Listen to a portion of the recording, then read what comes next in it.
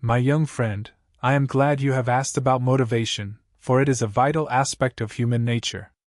In my time, I taught that motivation is rooted in the cultivation of virtues, such as ren, benevolence, righteousness, and li, etiquette.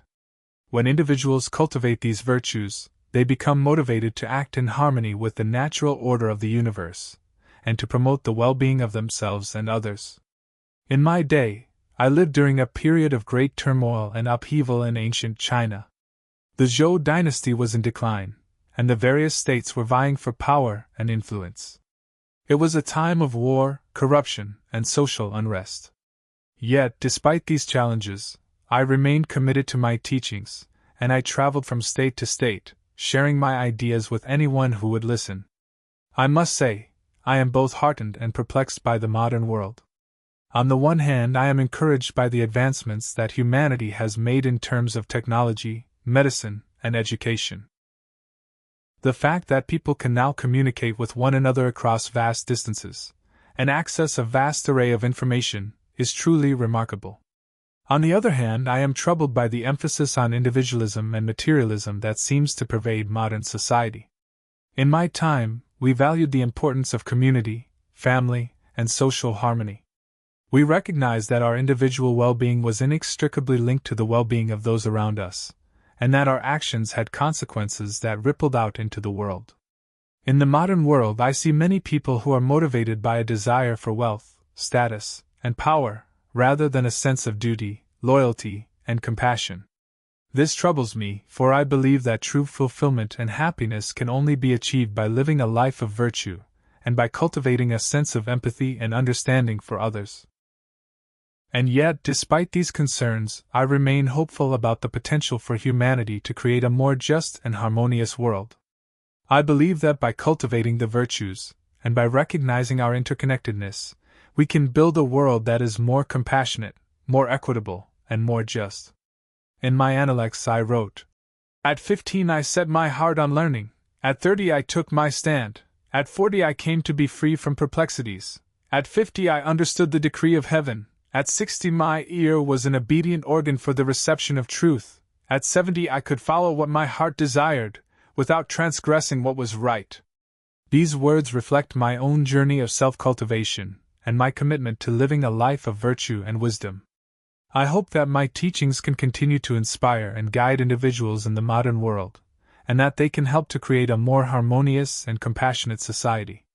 As I always say, do not do to others what you would not have them do to you. This is the golden rule, and it is a principle that can guide us in all our interactions, and help us to build a better world for all. Assistant. My young friend, I would like to elaborate on the concept of motivation in the context of my teachings. You see, I believe that true motivation comes from within, and that it is rooted in a person's character and values. When individuals cultivate virtues such as ren, and li, they become motivated to act in ways that are consistent with their values and principles. In my time, I used the metaphor of the junzi, or the gentleman, to describe the ideal person who embodies these virtues. The junzi is motivated by a sense of duty, loyalty, and compassion, and is guided by a strong sense of morality and ethics. He is not motivated by personal gain or selfish desires, but rather by a desire to promote the well-being of himself and others. In the modern world, I see many people who are motivated by external factors, such as wealth, status, and power.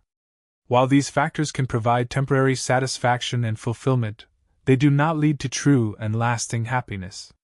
True happiness and fulfillment can only be achieved by cultivating a sense of purpose and meaning that is rooted in one's values and principles. As I always say, the man who moves a mountain begins by carrying away small stones.